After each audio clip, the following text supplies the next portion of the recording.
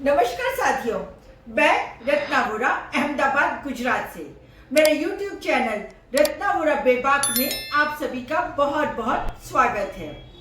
साथियों, आज के इस वीडियो में मैं बहुत ही मजेदार, चटाकेदार और बहुत ही हंसी के फुव्वारे छूट जाए एक ऐसी क्लिप दिखाना चाहती हूँ। और ये क्लिप किनकी है आप समझ ही गए होंगे। हमारे देश के हमारे प्यारे प्रधानमंत्री श्री श्री श्री श्री नरेंद्र मोदी जी की है।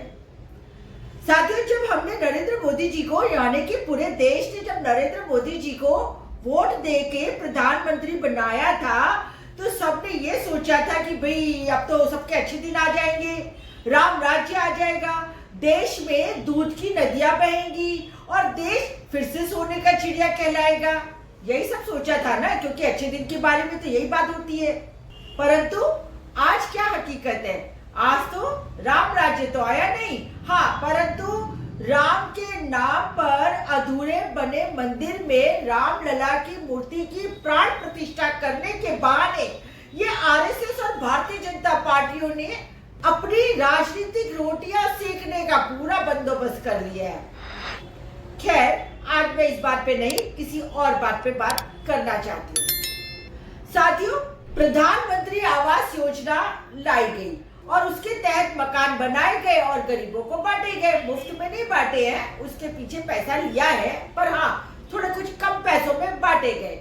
और अब 19 तारीख को, यानी कि कल, महाराष्ट्र में एक ऐसी ही प्रधानमंत्री आवास योजना में प्रधानमंत्री जी चाबी पकड़ाते हुए और उसके बाद जब उन्होंने अपना भाषण दिया तो बड़ी लच्छेदार भाषा में बोले कि काश मेरे को भी बचपन में ऐसा मकान मिला होता, और ये कहते कहते रो पड़े।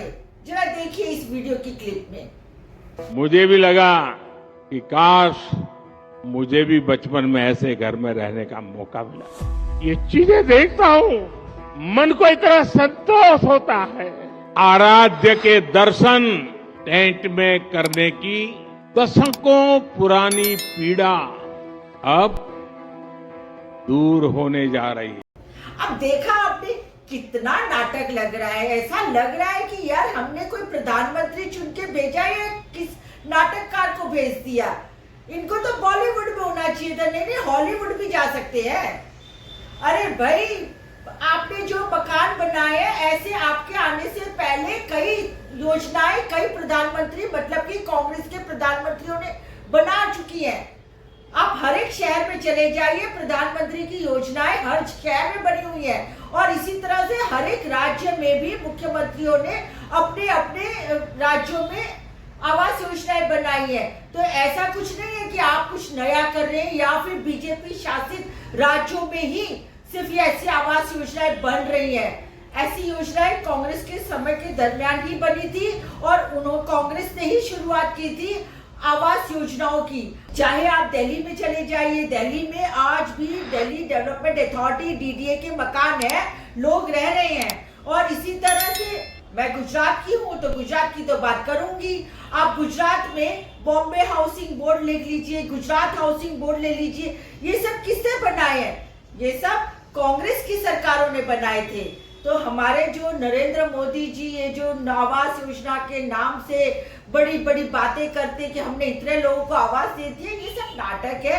और देखा ना आपने, पता नहीं पिछले 10 साल में कितनी बार ये ऐसे नाटक कर करके रो चुके हैं, मगरमच्छी आंसू बहा चुके हैं। हमारे देश के प्रधानमंत्री लोगों को भावुक करना चाहते कि देखो मैं तो कितना गरीब था। अरे भाई, अगर आप इतने ही गरीब थे तो 10-10 लाख के सूट आप क्यों पहनते हैं? हमारा देश तो अभी भी गरीब है ना। आप 10-10 लाख के सूट पहनते हैं, 1.5 लाख का चश्मा पहनते हैं, 1 लाख का पेन उपयोग करते हैं और पता नहीं 30,000 या फिर 80,000 किलो का मशरूम खाते हैं, 8,000 करोड़ के प्लेन में घूमते हैं और कहते हैं कि मैं गरीब था। अरे गरीब था तो गरीबों की हालत का मालूम पड़ना चाहिए ना आपको। इतने गरीब देश में जिसमें 80 करोड़ लोगों को आप राशन देते हैं और आप इतना फिजूल खर्ची करते हैं सिर्फ अपने लिए, अपने साथ सामान, खाने पीने, श्रृंगार के लिए, घूमने फिरने के लिए। शर्म आनी चाहिए प्रधानमंत्री जी। और ये जो रोने का नाटक करते हैं ना, ये सिर्फ पूरा देश नहीं देखता है, विदेशों में भी देखा जाता है। हमें शर्म आती है कि हमारा देश का प्रधानमंत्री बार बार रोता है और विदेशों में हमारी नाक कटती है। इतना कमजोर प्रधानमंत्री आज तक हमारे देश ने कभी नहीं देखा था।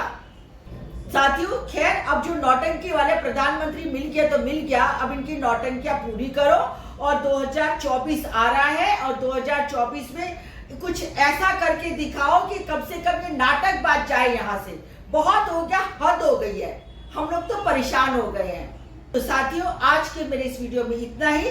शायद कुछ कड़वा बोल दिया हो या कुछ बड़ा ज्यादा बोल दिया हो तो मैं माफी चाहती हूँ, परंतु ये मेरे अकेले की बात नहीं है, देश के 60% देशवासियों के दिल की आवाज है जो नरेंद्र मोदी और उनकी टीम को बिल्कुल पसंद नहीं करते हैं। तभी तो बीजेपी सिर्फ 40% पे अटकी पड़ी है और आने वाले 2024 में घर जाने वाली है, अर्थात हारने वाली है। तो साथियों, आज के मेरे इस वीडियो में इतना ही। मैं फिर मिलूंगी एक नए विचार के साथ, एक नए वीडियो के साथ। और यदि आपको ये मेरा वीडियो पसंद आया हो तो मेरे YouTube चैनल रत्ना वोरा बेबाक को आप सब्सक्राइब कीजिए, ज्यादा से ज्यादा इसको शेयर कीजिए और ज्यादा से ज्यादा लाइक कीजिए। सब्सक्राइब में कोई खर्चा नहीं है, कुछ नहीं है, लाइक करने में भी कोई खर्चा नहीं है, कुछ नहीं है, और शेयर करने में भी कोई तकलीफ नहीं होनी चाहिए, क्योंकि ये सब हमारी बातों को जितना ज्यादा फैलाएंगे या बताएंगे उतना ज्यादा असलियत लोगों को पता चलेगी। वरना गोदी मीडिया तो 24 घंटे से मोदी मोदी मोदी मोदी दिखाते हैं, बाकी मोदी जी की असलियत सिर्फ और सिर्फ सोशल मीडिया दिखा रहा है। और आप हमारे सोशल मीडिया के साथी हैं, तो हमें प्लीज सब्सक्राइब कीजिए, लाइक कीजिए और शेयर कीजिए। और साथ ही आप मुझे फेसबुक पर, इंस्टा पे और एक्स पर भी फॉलो कर सकते हैं। आज का ये मेरा वीडियो यहीं खत्म करती हूँ। नमस्कार।